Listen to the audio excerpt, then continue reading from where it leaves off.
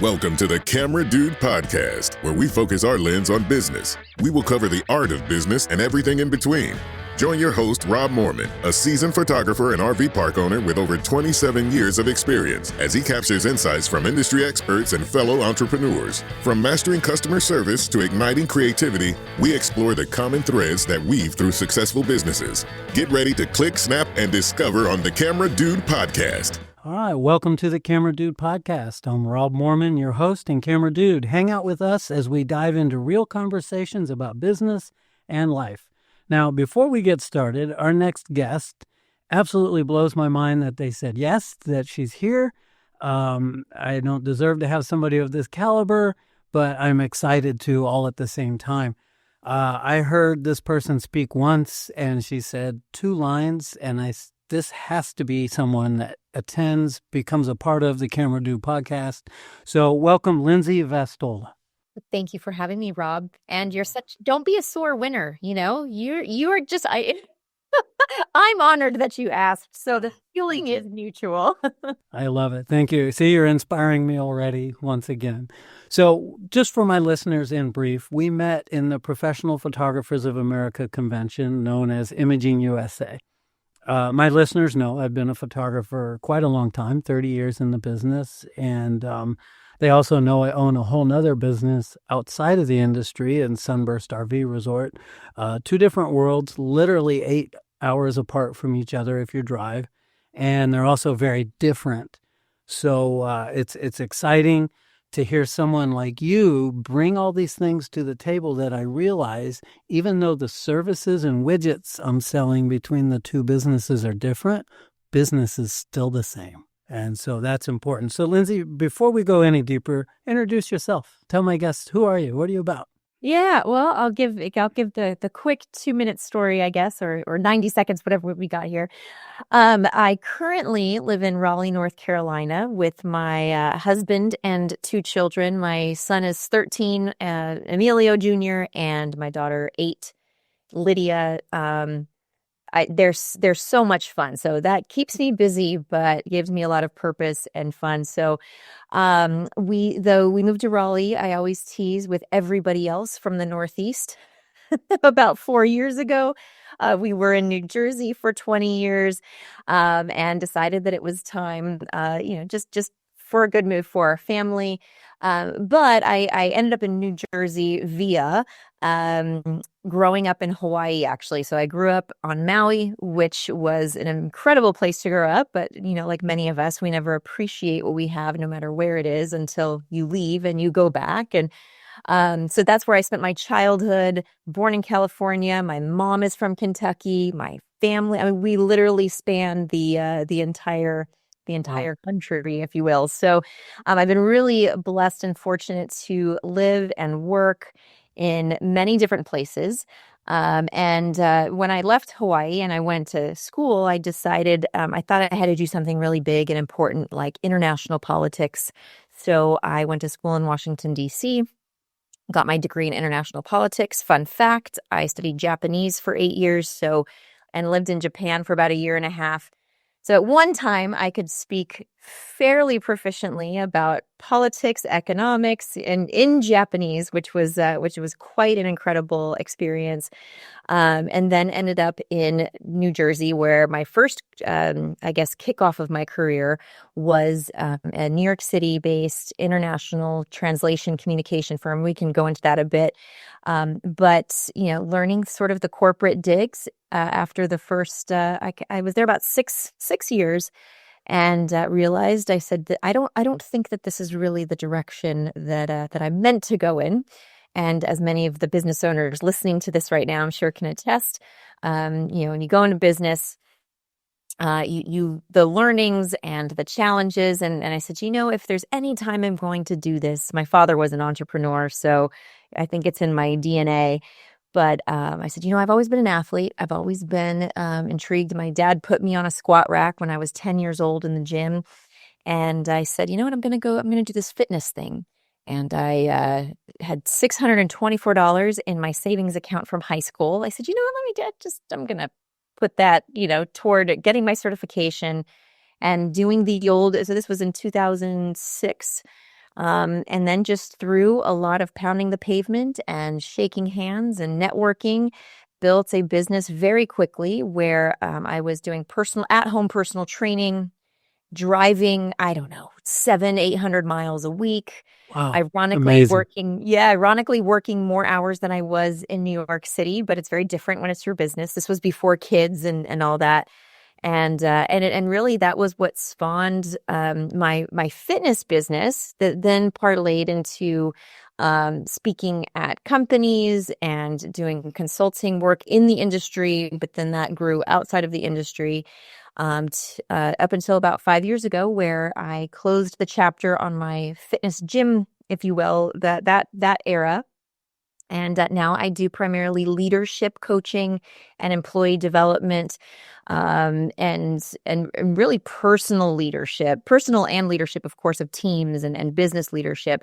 But that's where it's all kind of rooted, because it was just it was a logical evolution from coaching people, even though the mode was fitness, or the deliverable, the product was fitness. It was really about helping people become that better version of themselves, making better Excellent. decisions, better habits, better mindset that really seeped over all aspects of life.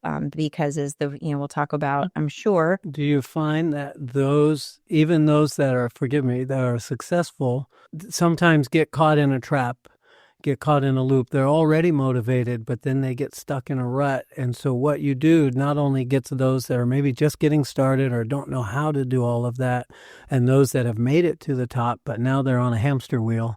It's really a need for both sides, I think. Absolutely. That's something as a coach, and I think I've always been kind of keen to it, but when you're in it, you don't realize this invisible ceiling you have until someone else or some circumstances makes you see that. So I call it sort of the zone of competence, or I don't know if you've ever heard of perhaps the Peter Principle, which basically says every person rises to the level of their incompetence. It's simply saying you only know what you know, and you're only going to be able to succeed to the degree that you are aware, the Excellent. skills that you have, the beliefs. And so until, whether it's a fitness coach or a business coach, or just a conversation that you have, a podcast that you listen to, that makes you realize what's beyond it, you could be at your quote unquote peak of your success, yet still feel, even if it's one realm of your life where you're kind of bottlenecked or you're throttled, you will end up on the hamster wheel until you have some sort of interruption, if you will, to make you see beyond it. I love it. That's enough. We can close right there. That was a pretty big nugget. Thanks for having me. Yeah, thanks for being here. All right, go have lunch. No, I appreciate you sharing that. So one of the things we do on our podcast, as we're going back and forth in all of this, is that we like to take you back to the very beginning. So what was your very first job? Here you are, you've had all this many different endeavors. They were successful. Obviously, you worked for it by all means. You smarted your way through it. I can tell that. But you also, I'm sure, climbed a lot of mountains and skinned some knees. But before all of it, what was your very first paying job? My very first paying job was a newspaper girl for the Maui News. So I don't know. And by paying, the payment went to our family. My mom was a single mom. There were 3 of us. And so in some regard, it was out of necessity that we had to do it. But man, I am to this day so grateful for that quote unquote job. And we delivered newspapers after school and early mornings on Sunday mornings. Yep. The Maui News. And we can share, but that was my first job of many. And just in brief, because you talked about early mornings and all, do you believe that there was some sort of education there on getting up early, being prepared, hard work, all the beginning things that we need in starting our career? Yes, I think the biggest lesson, and at the time, I credit my mom for this. At the time, I don't think she wasn't consciously doing it, but obviously, the more newspaper subscriptions you sold, the more money you made. And so she would teach us. We would have to role play. She would write us sales scripts to go up door to door, knock on the door. Hi, my name is Lindsay Sampson, and I'm a carrier for the Maui News. And if you buy 3 months, you get 1 month free, and it's all the latest news. Now it cracks me up because the latest news then was like a day later than everybody else got it. But it taught me the skill of sales, getting uncomfortable, customer satisfaction. We would do things at every holiday. And we had, at one point, our family, we were all delivering about 300 to 400 newspapers every day. Wow. And every one of our customers, we knew them by name. We would stuff little Easter eggs with chocolates and give them to all the customers. And again, these are the lessons I learned, how to deal with a customer when they didn't get their newspaper or when it was soaking wet because it was in the wrong place. What do you do to make sure you maintain that relationship? And truly, those were like so simple, but the essence of the business lessons that I just kept building on when I was a waitress, or, then when I went on to work at the brewery or the coffee shop. And even now I don't know, bigger is the right word, but where there's more high stakes, if you will. The skills are really the same. The grit, the tenacity, some of that stuff as well that is almost unteachable. I'm glad you said that and worded it that way. The grit is the same. I agree. Just for humorous conversation, my first job as a kid, I haven't talked about it much on this podcast, was a shovel and a bucket and going into the neighbors' yards and taking care of their dog's excrement. Believe it or not, 10 or 20 cents a pile, whatever it was, absolutely disgusting. But it was a business, and, you had to show up and do what you needed to do. But then my father later had started a travel agency, and they had tour buses. So at age 17, my job was to be on the bus with these kind of rough old ladies, smoky, drinking, and gruff. Care about what anybody thinks about them? No, they didn't. And they thought I was the cutest thing since sliced bread. I was only 17, and they would touch the whole thing. I was a nervous wreck, but I got to sing 99 bottles of beer on the wall on the way to taking these ladies to the bingo hall where they were going to smoke and drink even more. And on the way home, I knew it would be even worse. So that was my first, but keeping them happy and repeat and return was a lot that I learned from that. And then my first real job, oddly enough, was in the motion picture industry. I did 10 years behind the scenes, all over the state of Florida, between Orlando, Miami, and of course, St. Petersburg, where I live. Tampa had a huge TV commercial community, if you will, and then Orlando was both. I ended up with an apartment in both places, and I would work crews at either end. And yeah, I was young at 20 something. I just jumped in with both feet. So, all right, back to my notes. So you gave an award-winning speech at a very young age, and I couldn't let this go. I loved it. Talk about it, but also the organization that helped you do that. Give them a plug too. I love the award-winning, it was, at the time, it was a very big deal for me. Right. Absolutely. Still is. I was in 4th grade, and my mom, who, as I mentioned earlier, just did whatever it took to, help make ends meet for our family. She worked at our school as, an aide, as the librarian, and she brought in Toastmasters. Okay. So Toastmasters, if anyone doesn't know, is basically, it's been around for I don't know, decades, about teaching public speaking. And so they brought it to the school for the students, and my mom signed me up. And I remember being in this is little hot Lahaina, Maui, where you're in this library after school, and they keep the lights off just because it's so dark in there. And so I don't know, maybe there were 20 kids in this Toastmasters. But, it was maybe, I don't know, so many months long, and they taught the framework, how to put together a compelling speech, from how the introduction, the 3 main points, how to support it, integrating storytelling, and then a strong conclusion.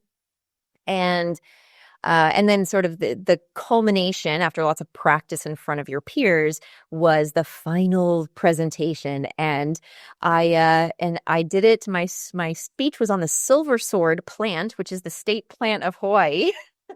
And I still have my index cards.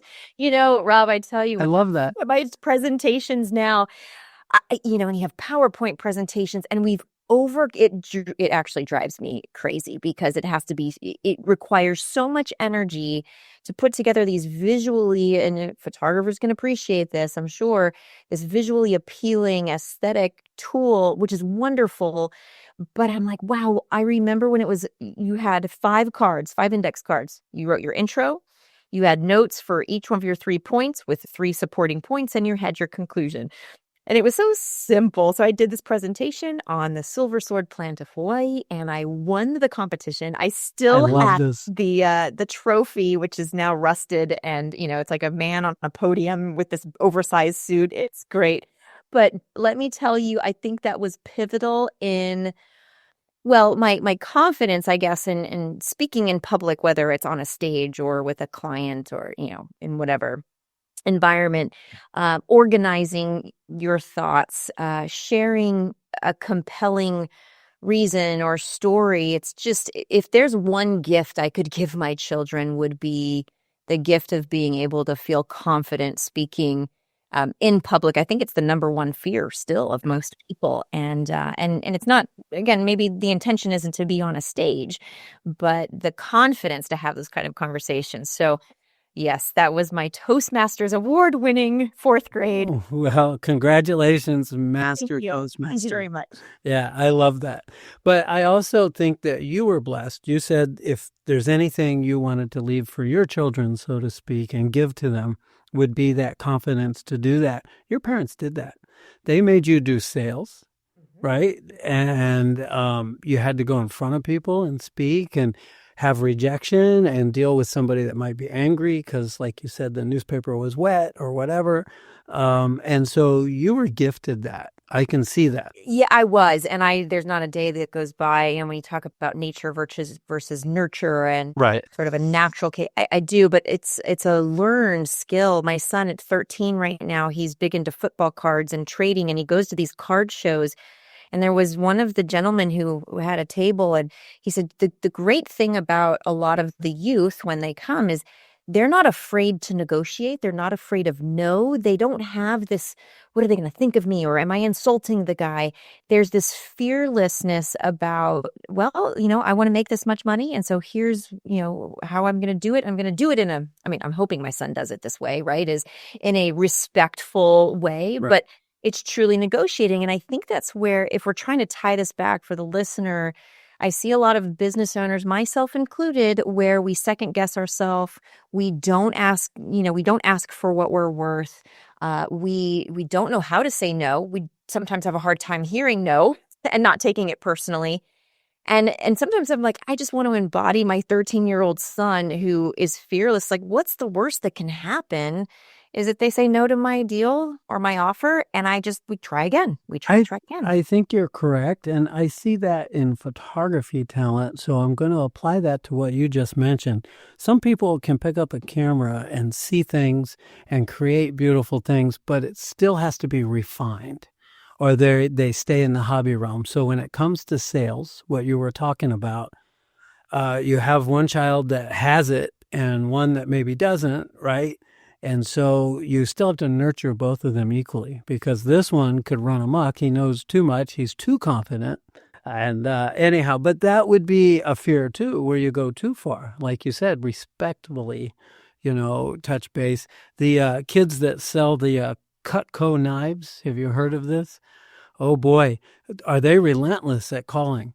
They really push them. And one of my neighbors was selling them, and I like the kid. I like him a lot. But I was like, I've sat down with 100 kids over these knives. That how many can I buy? So he just got me later in my life where I just don't need the knives, and I know they want to meet with you, and on the premise that they just need to have numbers of people they talk to, which isn't actually the real thing. So bless his heart, he'll probably hear this and call me now. They still live down the street from me.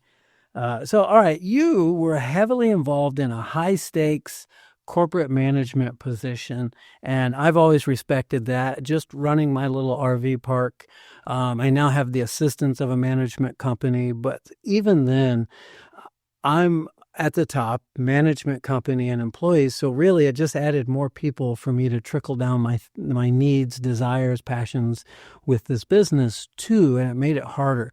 Tell me what that was like for you in a high stakes position, and how maybe you had different challenges than someone else would due to whatever reason.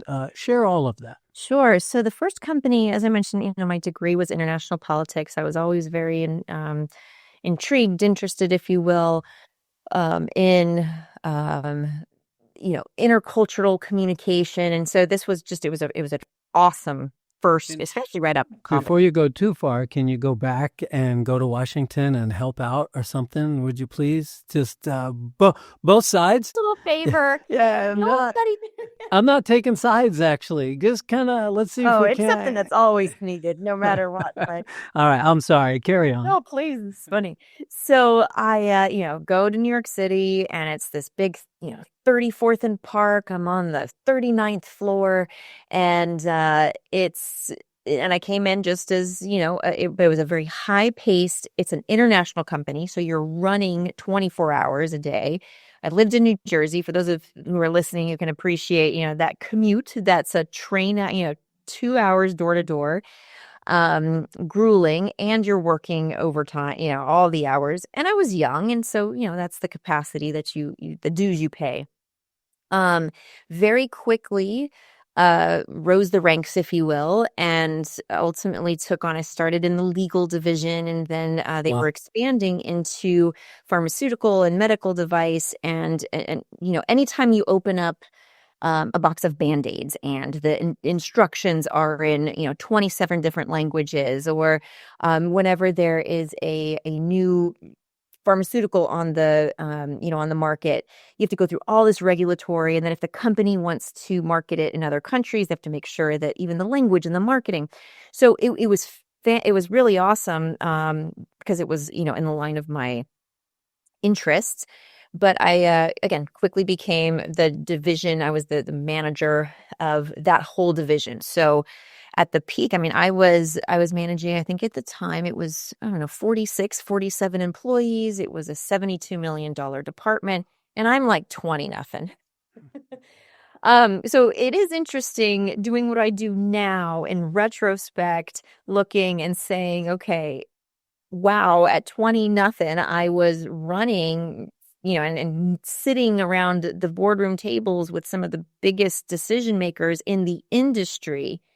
And so I think the biggest takeaways I learned, aside from the personal of, I'm just not really cut out to work in that corporate structure. Can I do it? Yes, but it's not in my DNA to thrive there. So that was really the ultimate lesson I learned, which kind of led me to, to evolving out of that role.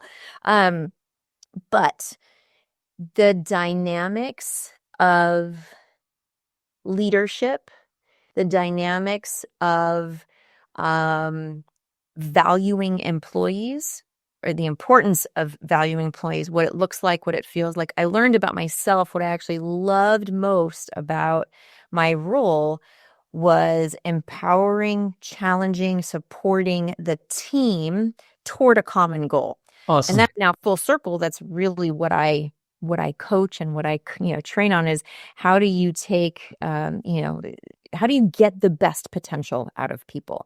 I did that in my first business. It was the same. So those were the lessons I gleaned. I learned a lot about one thing they did really well was when I was first promoted to manager, they sent me to leadership training. And I see a lot of companies don't do that. They make these promotions, or let's just take it on, again, I'm presuming most listeners here, they're quote unquote small businesses. Yes. They're owners. Maybe they have an assistant or two, but it's really them. And I talked earlier about that Peter principle, like just because you're a phenomenal photographer does not automatically mean you will be an awesome A+ photography business owner. There is a skill gap, a very real skill gap, experience, beliefs that you need to, like, there is a gap to make you to go from A+ photographer to A+ business owner. And so what I learned in my corporate position, I think they did really well, was just because you're an A+ project manager where you can work independently and you can meet all the deadlines and you're a quote unquote high performer. Now, when we promote you to manager leader, it's a whole different skill set. And some things are transferable, but you are jumping off of a cliff into requirements that and skill sets you just don't have yet. So they sent me to those, and they helped kind of foster and nurture that training. And that's where, and it's just a blind spot that most business owners don't know, or leaders, and they put people in these positions and then they wonder why they're not performing or why your business isn't performing. It's a skill gap that's very real, that you need real time talent. I'm so glad you're talking about that, because I have always said this. Photographers fall in love with photography first. Yeah. They buy a camera, and next thing you know, they're taking their neighbor's portrait, and then that neighbor tells the other neighbor, and they say, oh, maybe I should have a business. I used to teach photography at an art center just for fun, but I would divide the folks up. Raise your hand, who's going to go pro? Who wants to do this for a living? And I would make them all sit in one area together. And then all of those that want to take better travel pictures and pictures of their kids or whatever as their hobby and just what they do, they would have them sit over here. And I would teach the whole class, because camera functions are the same, but business are not. And what you really mentioned is everything that I say in a few words, and that is the 80-20 rule. I like to say you have to fall in love with entrepreneurship as much as you love the craft of being an artist behind the camera, actually more. And it's equally creative. I find finding avenues to land clients and make this estimate work for somebody, and how can I present it in a way that they'll think, hey, this is going to help us, and all of those. But the 80-20 is 80% business, 20% doing what you love. Is that still true to you? I think that that's very real.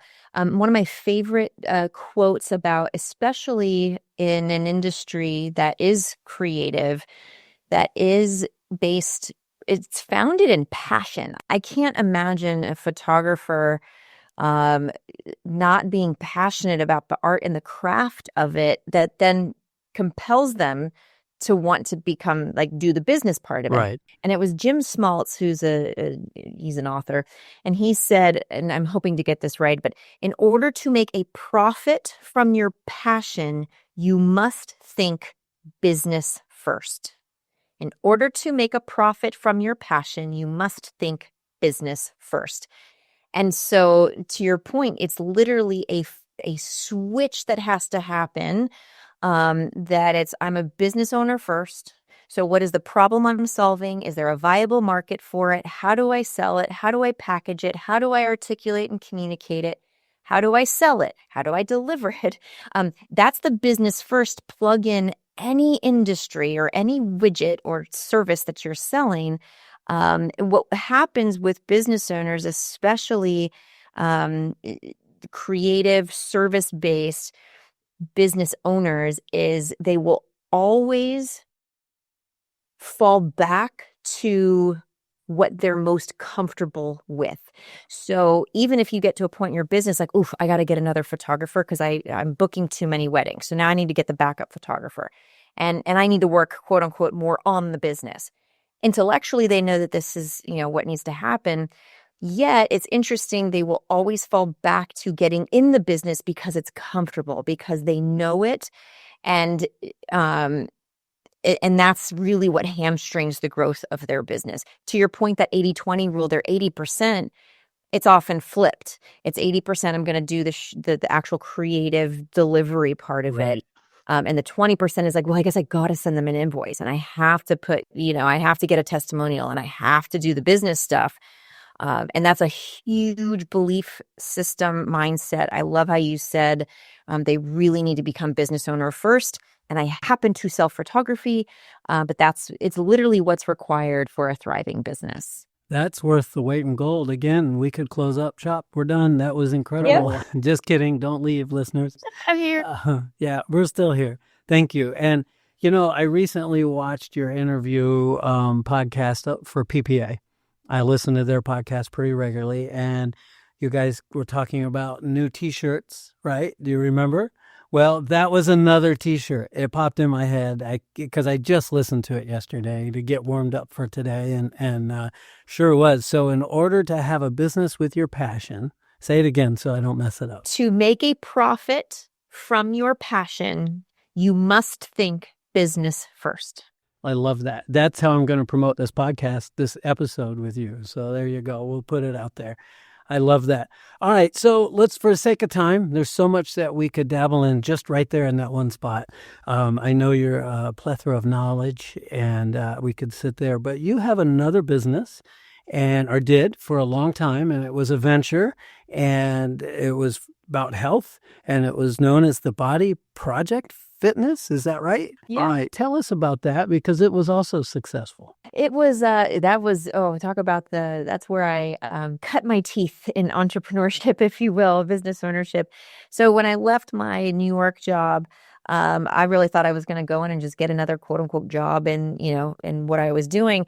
But very quickly I said, you know what, if any time I'm going to do this now. So again, I'm trying to relate this to the photographer. Many who I met at Imaging, they're either still working a full-time job and they want to transition or they just, and same thing, I had to go all in. But I think I don't know if this was intuitive or that I have a father as an entrepreneur, so some of it was just ingrained. When I went into fitness, I knew from the very beginning this was 80-20. I needed 80%. What's a problem? That's the fundamental, even for photographers, you need to think what's a problem that I can solve. And so in my case, my quote unquote passion or interest was fitness and coaching people in the realm of fitness. But I said, okay, well, that's great. And I knew I'm not going to go to the gym and work for the gym because I know I don't like to work for anybody else. So I had a Volkswagen Jetta and I started doing at-home personal training, just driving around because that's the problem I saw at the time was people aren't going to the gym. There's a need here. I can solve it. And then that quickly grew to, I was trading time for dollars. I know photographers can appreciate this. So, and I knew there was going to be a ceiling.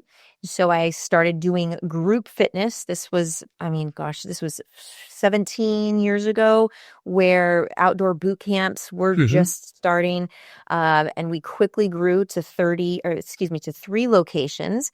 And it was a membership-based, high price. I mean, our clients and my clientele was women, and it wasn't about I'm a woman, hear me roar. I mean, that's wonderful, but it really was about the problem. The problem, women. There's not a place. I know there's so many women who do not go to the gym for whatever reason. They don't feel comfortable. It's not convenient. XYZ. And I said, okay, there's a problem. I can solve this. So, our memberships were $200 plus a month, when that nowadays, that's a little more commonplace with the boutique type fitness. Yeah. But this was, my competition was the $30 a month, open access gym. So there was a lot of things I needed to speak to about value and why would somebody pay $200 for the same thing, quote unquote, as they could there. Convenience. I see. Yeah, I'm sure a lot of similarities to photography. And then I opened up a brick and mortar. And we were always, one thing with the business I think we did really well was, and I say we because I had a phenomenal team that I always leaned on. How can we stay 2 steps ahead by really understanding who we're serving?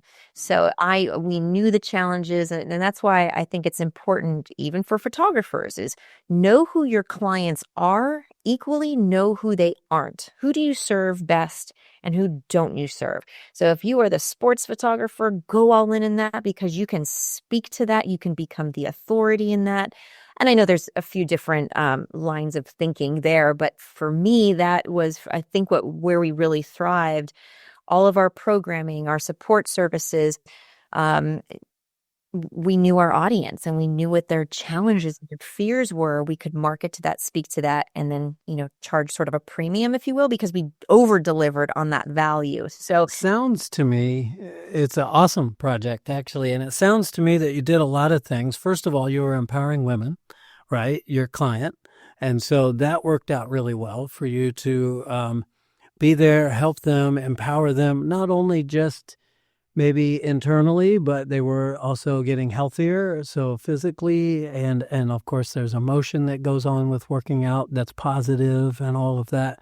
But then you also built a business for yourself that provided, sounds to me like top-notch one-on-one personal service and convenience as well. Yeah, we did it, we built a community and really made it an experience. And that was what was the differentiator. It's interesting. I never looked at other fitness businesses as my competition.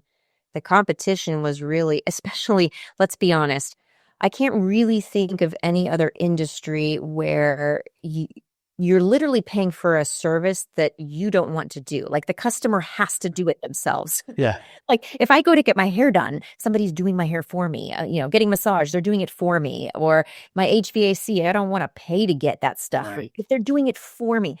Exercise, I have to convince you to come and you're paying me for you to do the work. So I looked at it like that. With photography, how many people don't love to be in front of the camera? Right. And there's a lot of coaching and sort of those soft skills of communication and understanding motivators, how to get the best product out of something that a lot of people may or may not want to do. Once they're in front of the camera, and I say this term loosely because I'm not a psychologist, but there's some psychology behind it in drawing the true person out. I've been blessed with the ability to read folks pretty quickly. My wife, Tina, says, "How do you know that about them?" I said, "You watch, you'll see."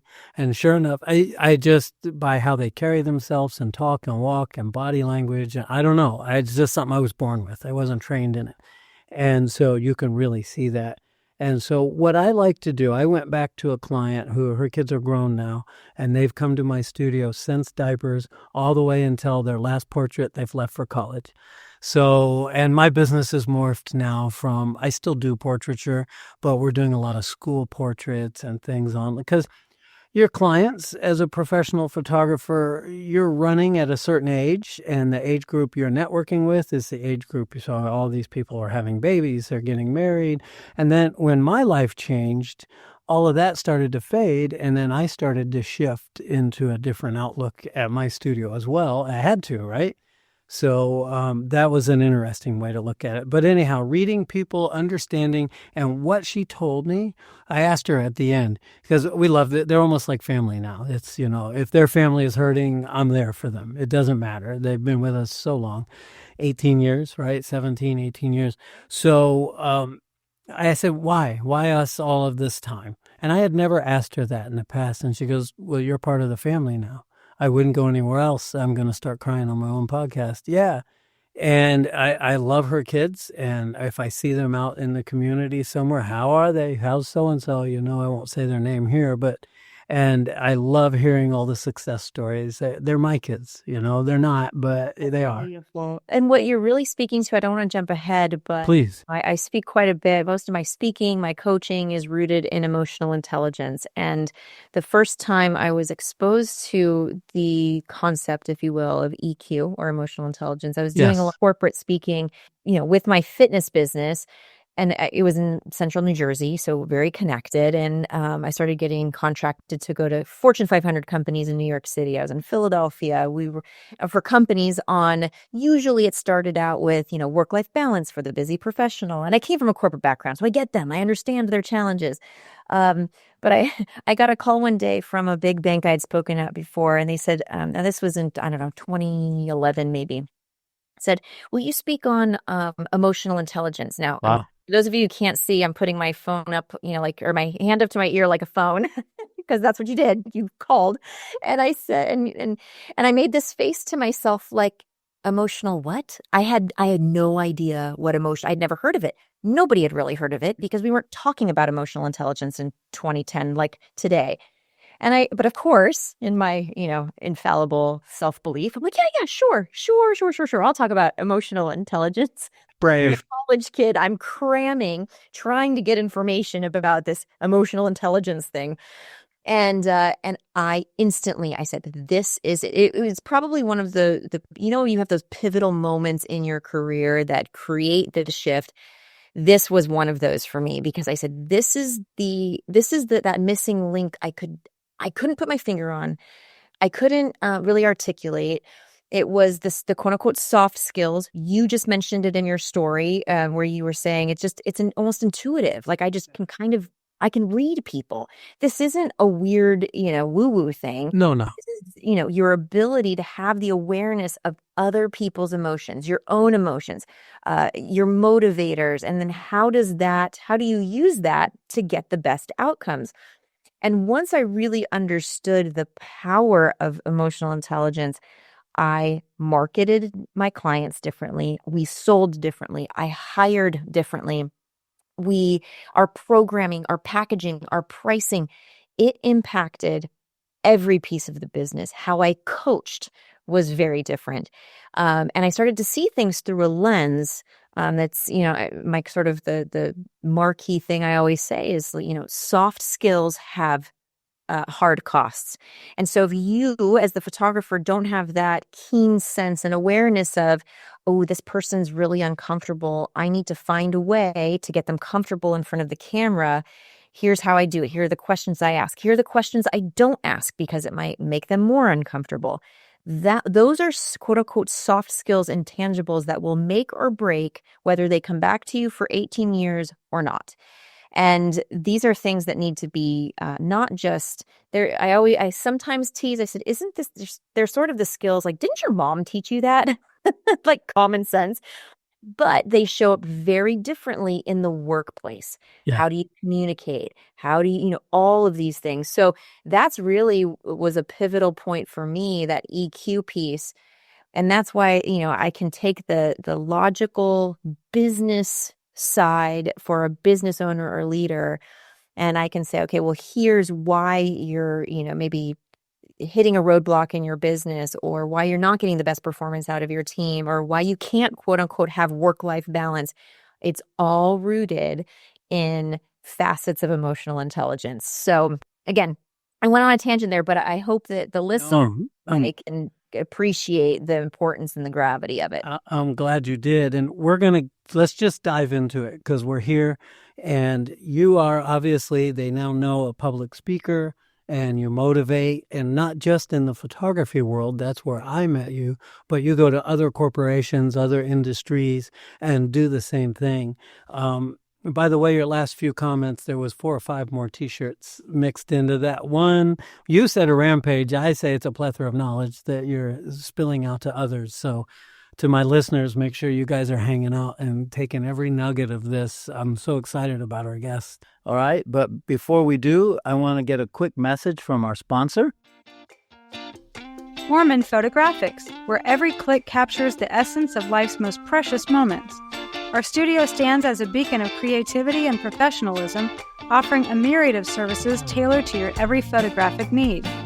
Whether you seek a studio portrait or the allure of on-location sessions in the Tampa and St. Petersburg waterfronts or lush parks, we bring your vision to life with creativity and professionalism.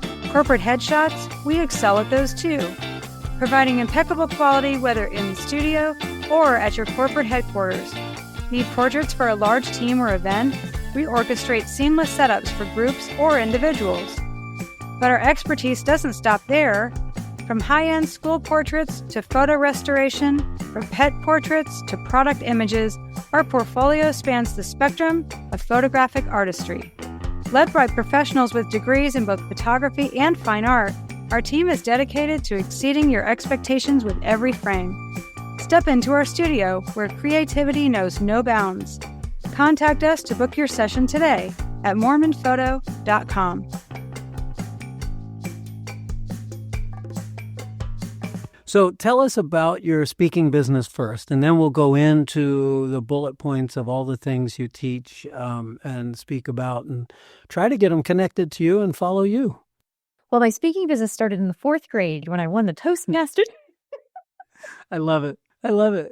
Well, maybe it did, right? If we were to really be honest, it's actually when it did. But, so I've always felt comfortable speaking, if you will. I think, whether your belief is in a higher power, in God or what have you, to me, this is speaking, whether it's on a stage in front of hundreds or thousands or one-to-one coaching. That I believe is where I'm truly here to give. And so the business piece of it or the speaking really happened kind of organically. And I think, when I had my fitness business and you had mentioned, well, how did you build this? I believe in the power of, you might have heard this phrase, your network is equal to your net worth. Right. And I can, that like invisible string theory, every opportunity that I've had, I can connect. Now, being 20 years plus in business, I can connect sometimes to a relationship that I made 18 years ago. And now I'm speaking at, on a keynote at their at their big company corporate, event. Or they connected me to somebody else who gave me the opportunity to do that. And so, I love the question, if you were to take away everything today, what would be the thing I would start doing to start a new business? And it would be, I would go and network. I would meet people. I would curate and nurture relationships. And that really is where, and not being afraid to then be really clear about when people say, like, how can I help you? How can I support you? Right. The clearer you can be of, well, actually, I'm looking for companies who want to build their rising leaders, give them leadership skills, help their employees with their communication and some of those soft skills. For a photographer, well, I'm looking for families who are looking for annual portraits. Like, be as specific as you can in your ask and don't shy away from it. Because it's sort of that like give, get mentality where if I'm making connections because of my network, it will come back. So that is a sort of a winded way of saying from my speaking business has truly been only now, I'd say in the last less than a year, am I actively promoting the speaking part of my business, if you will. All of the rest has just been deliver. Hopefully, I just get up on the room or the stage and want to give, come with the giving spirit. And some, and along the way, I've been paid for some, not paid for for more than that. And now the sort of fruits, if you will, from a financial standpoint or from a business standpoint, it was never my primary business. Now the piece of it is if I can speak and give and educate from a stage, that is a great way, aside from purpose, that drives business into my coaching and sort of my nuts and bolts type business, if that makes sense. No, it's phenomenal. And I'm glad to hear that journey and the direction you went in with it. It's over the top, and you speak very well because I've heard you speak. And I was in a seminar, and I won't mention what, but I left it because I was like, I'm not getting anything. So I left and I landed in yours. And I had checked yes to both, but obviously you can't attend both. And so not knowing you at that time, I chose one and went. And I got the latter half of yours and then connected with the little theater that they put out in the hallway for people to come for questions. Right. And that's where I really connected. And you said a lot of things.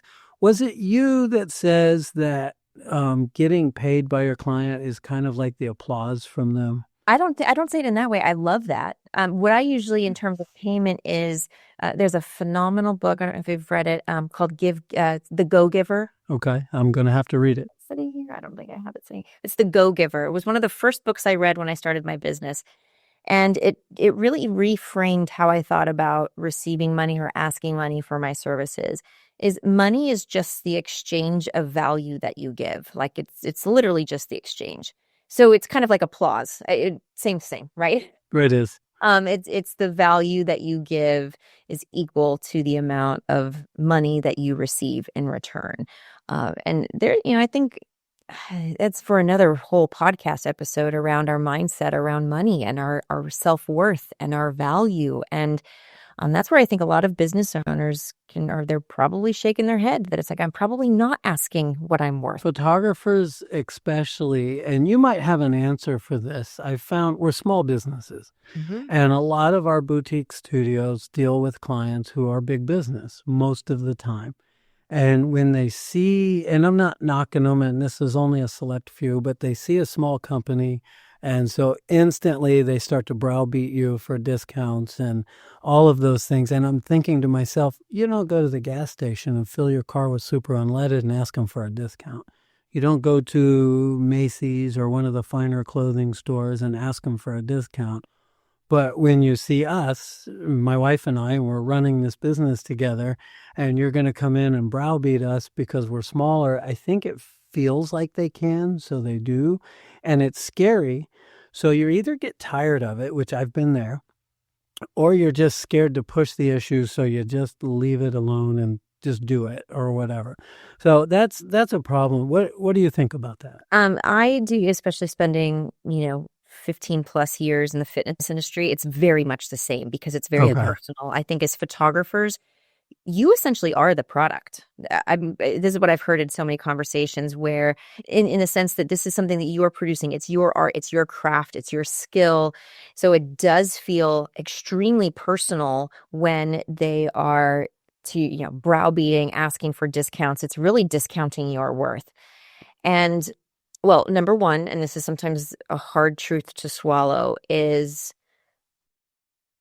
you will get what you're willing to tolerate.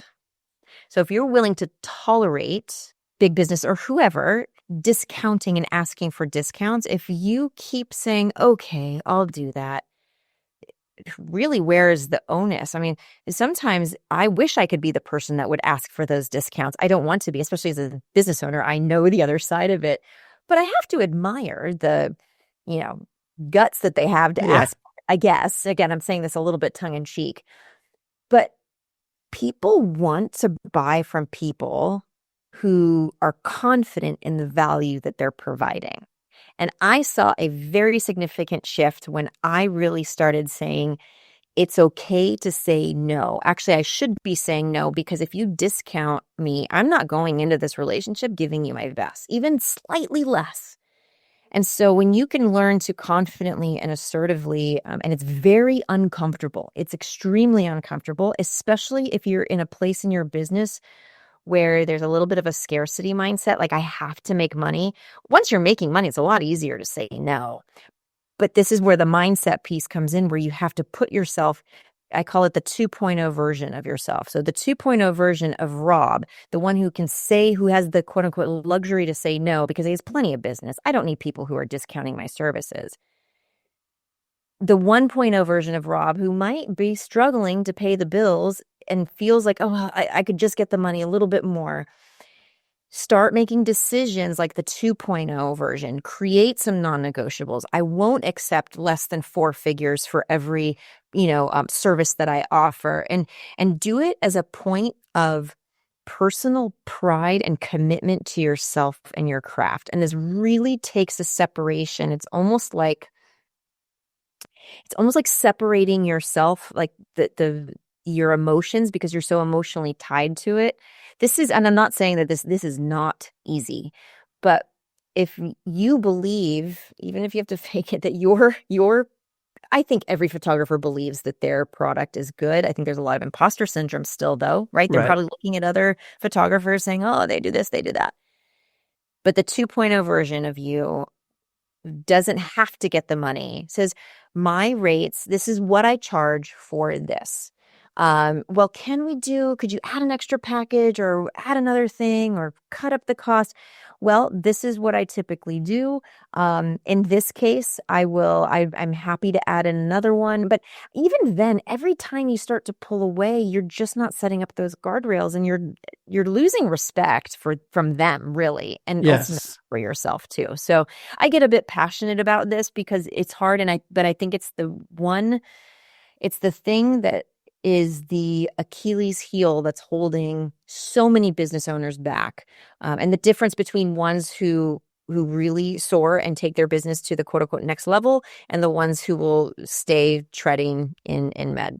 I love that. It's well put. And I also think maybe in other industries, but photographers wear their emotions on their sleeve. We're all concerned about what are they going to think about me. We're artists, and some people have nailed it and they have both business and art down. I do what I have to, but I'd rather be behind the camera. But I know after all these years that I need to do what I have to do and try to make a living. So it's different.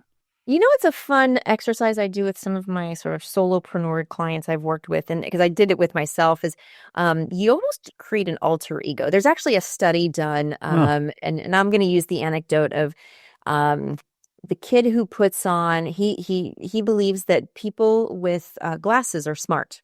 They're smart. So if you wear glasses equal smart. See? I know, Rob, you got your nice smart glasses on. You're such a smart guy. And so he is smart. And he said, well, if I put glasses on, maybe people will think that I'm smart. So he started wearing glasses, not because he needed them, but because he wanted the perception that he was smart. Wow. And it was interesting how his actions and his conversations over time started changing, because it was like smart Rob showed up with his glasses and he made the sale because he was like an alter ego of not confident, not smart Rob.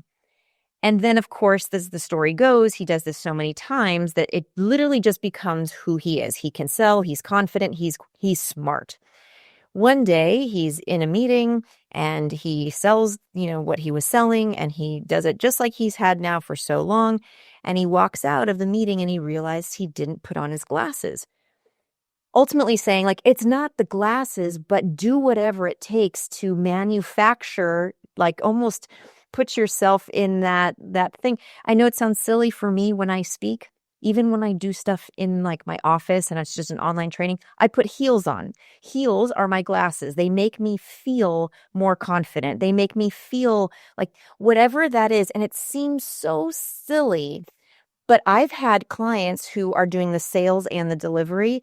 And I said, put on a collared shirt and give yourself another name when you go out to say, so you're sales Rob now. Give him another name. And this is sales version of you. What does sales version say? Sales version isn't afraid of getting no. Sales version doesn't need to make the sale to a guy asking for discounts. Like, you have to create this alter ego. Then you go back and you have creative Rob who can do the arts and do the pictures. When you're doing everything yourself, you literally have to put on the proverbial hat or the glasses or the heels of whatever role that requires. It takes a lot of mental gymnastics. That's why I believe in coaching or watching, all the PPA provides a lot of great videos, listening to podcasts like this, because it'll flex that part of the brain and the tools that you need to succeed in all the roles that you're trying to. That's worth $1 million. It really is. And so thank you for sharing that. And I laughed when you talked about your heels. Occasionally, I will be on vacation, and I know my work-life balance is going to sound really off, but I have 2 businesses, so I set aside some time. I've got to go over emails, talk with office managers in both locations, and, all of that. And we'll be on vacation, and I'll take my sandals off. We usually go somewhere tropical. It's just, even though we live in tropic Florida, that's just what we like, scuba diving, boating, whatever. And so my wife look at me and she'll go, why are you taking your sandals off? I said, I can't work in those. That's a whole nother mindset. I have to have my work shoes on. And she goes, you brought them? I said, well, yeah, they're in my suitcase so that I can sit down, answer emails, make these phone calls. And putting on those shoes puts on that hat, if you will. The mindset sets into place. Yeah. So I'm thinking like the creatives, because I do this, right? A lot of it's like we work on, especially work from home stuff. You're in your like casuals. And this was during COVID. I'm like, I can't do this anymore. Right. Get up. I need to change. Now it's interesting when I'm doing deep creative, like if I'm writing, or I have this hoodie. It's embarrassing. I've had it for like 25 years. I love it. Zip up hoodie. It's disgusting, really, if we're being honest. And it's a dark black hoodie. And I put the hood over. Like, this is a very different look than you're seeing Lindsay right now. But I sit there and I'm in my like house shoes with oversized pants, and I sit there and it's like it puts me in a cave of thought and focus. But when I need to show up, but it channels a creative, deep thought focus. when I need to quote unquote turn it on or do some sort of teaching or performance or training or meeting, that's when I put on the collared shirt or the nice sweater or the heels. And I hope people really, it seems so silly, but number one, the science proves it. And just try it because it works. So I think we just sold 400,000 hoodies, by the way. What can we put on them? Remember the t-shirt business to the old hoodie. I love it. Well, let's go into business. We'll make it happen. All right. I love that. Well, let's talk about some of the topics. Let's move into that. Just unfortunately, for the sake of time, you have these topics that I stole from your website, just right off of there. I'll be honest with you. But you speak so elegantly about the things you speak about. And there's so much knowledge, power, and passion behind them that I think this podcast recording is a little selfish because I just want to hear it all over again. But I also want my listeners to be able to connect to you, what you have to offer. And then, of course, at the end of all this, we'll show them where they can find you and follow you and all of that.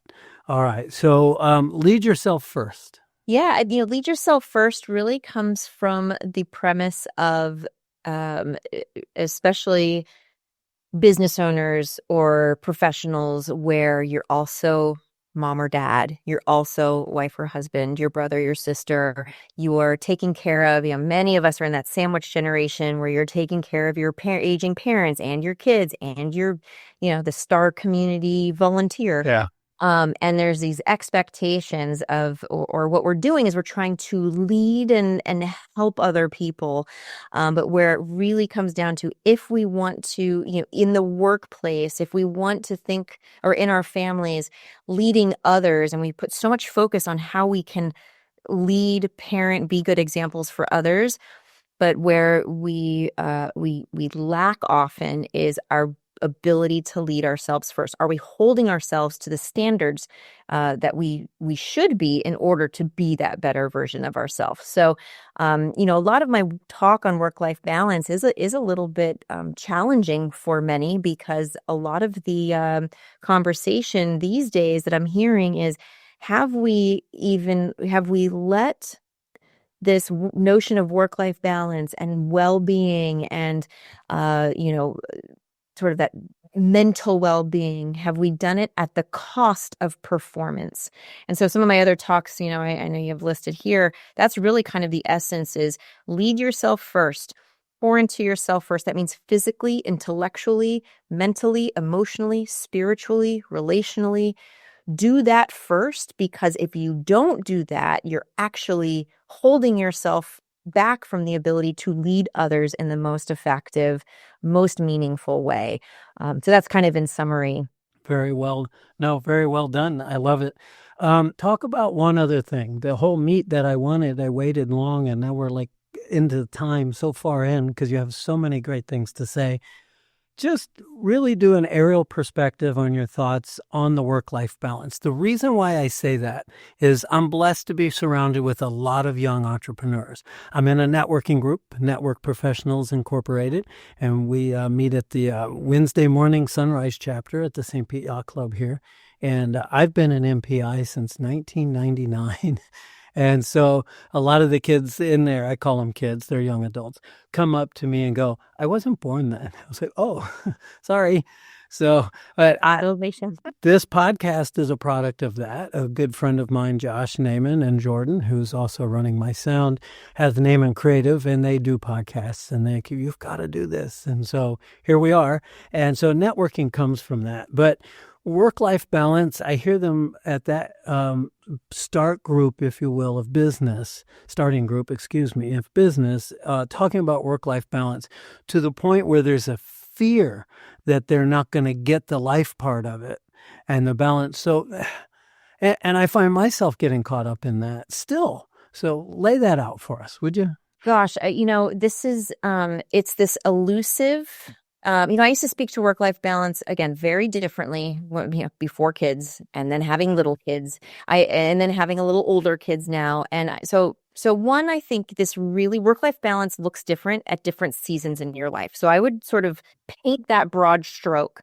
If you are in your 20s and this is your first career, I'm going to be honest, this is the hard truth right now. And this is where a lot of employers where they're frustrated is young, up and coming in their prime, where they should be, I talked about earlier, like I'm going to say paying their dues, but like learning lessons. You have the time. You do not have the stressors of family, kids at home. This is your prime opportunity to your work is your purpose. It gives you purpose. When we vilify work, there's a undercurrent of vilifying work. You kind of said it earlier when you went like, well, I own 2 businesses, and when I go on vacation, I shouldn't check emails, but I got to because I own businesses.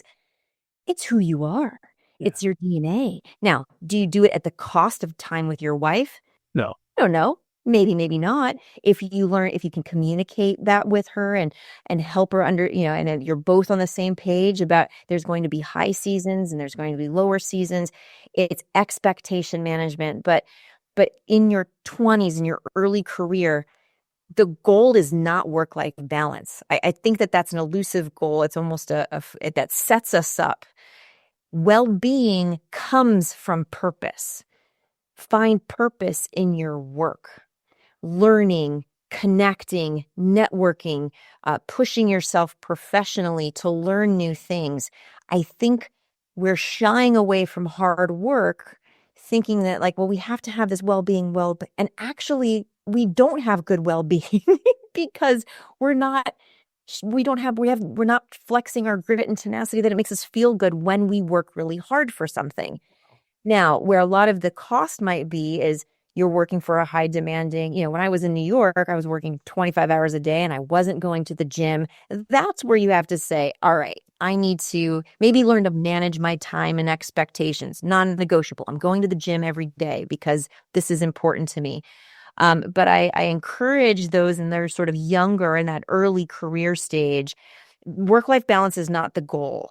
The goal really is to learn who you are, challenge yourself professionally, because that's going to set your trajectory of growth. When you get into your I'm married, younger children, and this is for men and women, though, again, I think realistically speaking, the expectations, the roles can feel very different. Agreed. And this just comes with knowing that this is, excuse my language, this is going to be kind of a sucky season of your life. You're going to have the mom and dad guilt when you leave that child that first time and they're 3 and now they know you're leaving. Before you could just leave them nap with the sitter and it was fine.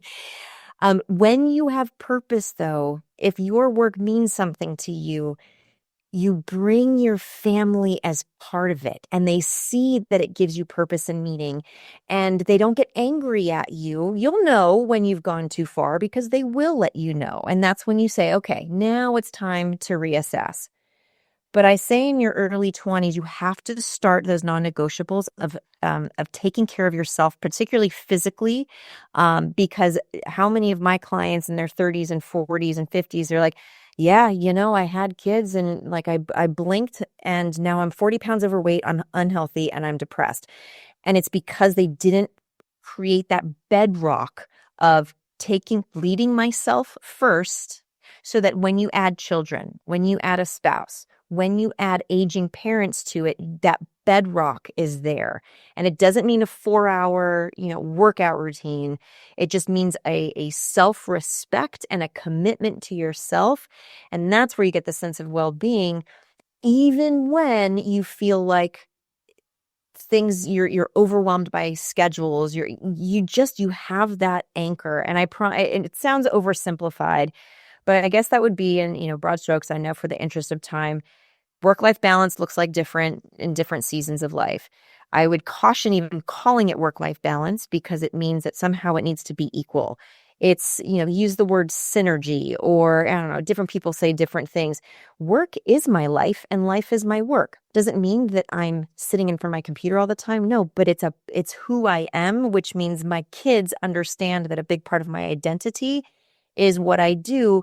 But I'm also mom and I'm also wife and I'm also, Right. I think this expectation externally is what really distorts it and makes this ironically more stress by trying to achieve this thing that's supposed to make us less stressed.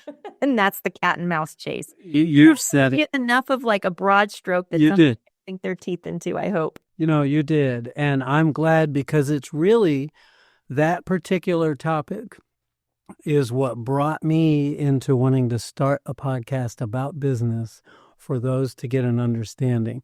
Because I always said it doesn't exist. My life is my business is my life, as well as my family and everybody else, and it's all an integral part of it. And so have I made sacrifices early on? I made a lot. Now, we couldn't have children. Love kids, by the way, but couldn't have any, so we didn't. God has a sense of humor because I photograph over 4,000 school kids a year. And I get to know them from VPK, all the way through to 8th grade. And I've been with all of these kids, so I know their names and who they are. I see them in the grocery store with their families, whatever.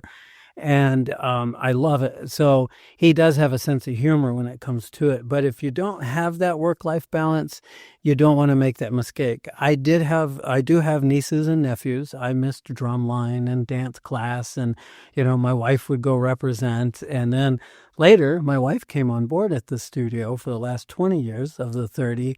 And so if I stop to check emails on a job, guess what she's doing? Or on a vacation, and then she'll do the same. So it's like that. Well, listen, we have to close, unfortunately. Jordan's waving at me going, hey, he might have somewhere to be. I have no idea, but I have some rapid fire kind of questions that are just fun.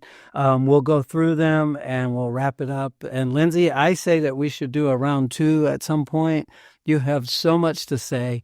So I'll tell you what, before rapid fire, tell my listeners, how can they find you and follow you? Well, I think the best place is any of the social media platforms other than TikTok. Okay. Just Lindsay Vastola, and lindsayvastola.com. And that's where my newsletter, see where I'm at, email me and connect with me from there. And that's Lindsay with the AY. With an AY, spelled Yes. like the Bionic Woman, if you watched Lindsay Byler. I did. You remember the sound effects? I love it. All right, let's get into rapid fire. What's your favorite word? Shenanigans. I love that. That's the best one yet. A year and a half and I haven't had that. All right. What is your least favorite word? I hate when people say no worries. I don't know why. That's just no worries. Oh, well, no worries. All right. It is kind of casual and has no meaning. That's good. What turns you on in life? Intellectual conversations. Excellent. All right. I like that. And of course, opposite of that, what turns you off? People who complain. Which isn't very intellectual. No, not very intellectual. I think we go through seasons of some people that don't normally complain can, but it's the people that you see all the time and that's all they're doing. Yeah, I can't stand that myself. All right, so what sound or noise do you like? Oh, I love the sound of waves crashing of the ocean. Nice. I love that. Spoken right from Maui, I can tell. From Maui, right from somebody from Florida. I could see you picturing that. Yeah, me too. I love that as well. I used to surf. In Florida, it's harder. It's on the East Coast. I live on the West Coast, and we would travel to, I'm going way back. I was barely old enough to drive, but anyhow. All right, so what sound or noise do you dislike? Oh, loud chewers. People who chew really loud. I hope my mic isn't too loud. You're hearing me smack my lips. I'll get really paranoid when they know that about me. Remind me if we're at convention again and at a group. If I'm going to eat, I'll sit down at the other end of the table. I'm kidding. All right. So what profession, not that you haven't tried many, but what profession other than your own would you like to attempt? This is so silly, but talk about the creative. I think it would be really fun. I wouldn't do it forever, but to sit around the creative table of the people at like nail polish companies or paint companies that come up with the names for the colors, like Pretty in Pistachio or Angry Green or... I love this. She needs it pink. I love this. That's a niche by all means. Totally. But I think just the people like, who comes up with these names? I want to be that person. That's awesome. Well, what profession would you not like to try? When I was a kid, I thought I wanted to be president, and I definitely would not want to be president or in politics. I always thought I would get into politics, and that is a profession I don't think I would want anymore. I am the same with you. I think it's complicated so much now that it would be too hard. I can't not throw the rubber brick at the TV anymore, but yet I watch. And I'll say to my listeners, do yourself a favor and watch both sides. That's all I can say. Yeah. Flip in between. Even if you dislike one side, listen to them. And then that's why intellectual conversations with people who can put emotion and really speak to They listen to understand before responding. Those are the kind of conversations. I actually love having challenging conversations that challenge my own beliefs. That's a great point. I don't know if that's how we want to end, but No, I like it. That's good. And I will say, and I'm confessing this, I'm diagnosed as a child, but I am ADHD.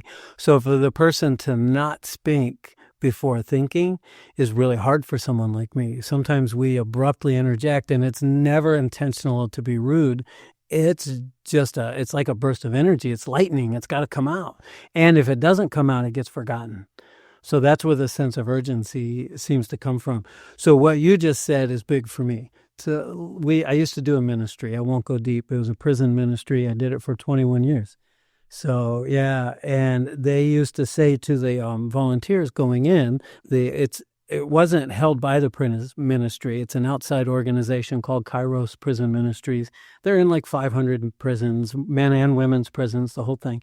And they would say, when you're speaking and counseling, when it gets to that point of this retreat weekend inside the prison, to listen, love, love. That's it. There's no more. You don't need any other skills. Listen, love. Yes. Beautiful. So let's tell that to the rest of the world. Well, one final time, what's your website? How can they find you? Say it again. LindsayVastola.com and on all of the social media channels other than TikTok. I love that. All right. Well, for my listeners, thanks for hanging out with us on the Camera Dude podcast. Always remember to reach out to those who have paved the way before you. They are some of the best resources you can find. Until next time, stay safe, be peaceful, and always look up for directions in life. Thanks for tuning in to the Camera Dude podcast. Don't forget to visit us at cameradudepodcast.com for more episodes and exclusive content. Connect with Rob Moorman on moormanphoto.com to explore his professional photography. And when you're ready to hit the road, make memories at sunburstrvresort.com.